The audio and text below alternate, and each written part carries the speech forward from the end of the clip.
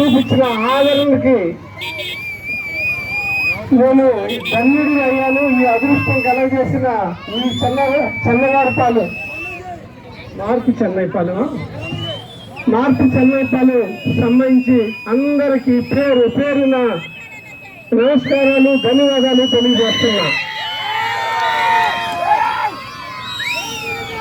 ఇక్కడ డ్వాక్రాకి సంబంధించి 18 లక్షల రూపాయలు ఒక అన్యాయం జరిగిందని, దీనికి సంబంధించి ఎవరైనా దోషులుంటే ఇక్కడ తిరుగుతూ ఉంటే వాళ్ళ పట్టుకొచ్చి ఎందుకు జరిగింది, దానికి కారణం ఏంటని రేపు గెలిచిన వెంటనే దీని మీద తగిన చర్య తీసుకుంటానని మీకు ఈ సందర్భంగా తెలియజేస్తున్నా.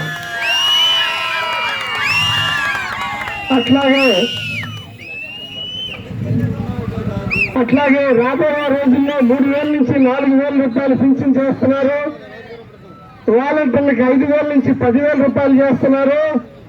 తెలుగుదేశం ప్రభుత్వంలోనే ఇది సాధ్యం అవుతున్నది అని తెలియజేస్తున్నారు. అలాగే దివ్యాంగులకి 6,000 రూపాయలు పెంచారు.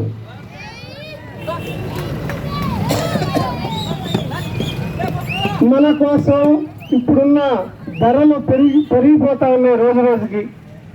అయ్యేదో మనకు ఆదాయం పెరుగుతున్నది అంటే రోజు రోజుకి ఆదాయం మనకు తగ్గుతున్నది. ఆఖరికి మందు కూడా 60 నుంచి 160 రూపాయలు చేసే పరిస్థితి. ఇలా ప్రతి విషయంలోనూ వైసీపీ ప్రభుత్వం మన అన్యాయం చేస్తూనే ఉంది. కానీ తెలుగుదేశం ప్రభుత్వం ప్రజల సంక్షేమం కోసం పుట్టిన ప్రభుత్వాలు మీ అందరికీ తెలుసు. 200 నుంచి 1000 రూపాయలకి పెంచిన ప్రభుత్వం తెలుగుదేశం పార్టీ ప్రభుత్వం.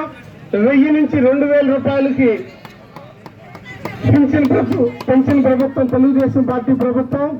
అలాగే 3,000 నుంచి మరలా 4,000 రూపాయలు పెంచుతున్న ప్రభుత్వం కూడా రేపు రాబోయే తెలుగుదేశం పార్టీయే. తెలుగుదేశం పార్టీ జన సైనికుడు పవన్ కళ్యాణ్ గారి అండదండలతో, మోడీ గారి ఆశీర్వాదంతో ఇక్కడ మంచి ప్రభుత్వాన్ని సృష్టించాలి. 10 లక్షల కోట్లు అప్పు తీర్చాలంటే ఒక చంద్రబాబు నాయుడు గారే రావాలి. సంక్షేమం, అభివృద్ధి 2 కళ్ళుగా చూసుకునే ఈ ప్రభుత్వానికి మీరందరూ ఓటేయాలి. మీ ఓటు ద్వారా నిజాయితీగా ఇటు మీకు ప్రతినిధిగా, అటు ప్రభుత్వానికి ప్రతినిధిగా మీ ఇద్దరికి మధ్య వారధలాగా పనిచేసే బాధ్యతని మీరు నాకు అప్పచెప్పాలి అని నేను మిమ్మల్ని కోరుకుంటున్నా.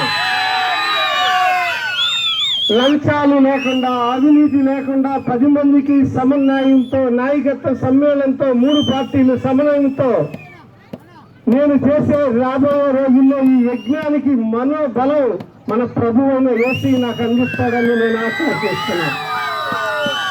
అలాగే మీ అందరి ఆశీస్సులతో నేను ముందుకెళ్తున్నా. మీ అందరికీ ఆ ప్రభు నామంలో మరొక్కసారి వందనాలు తెలియజేస్తున్నా.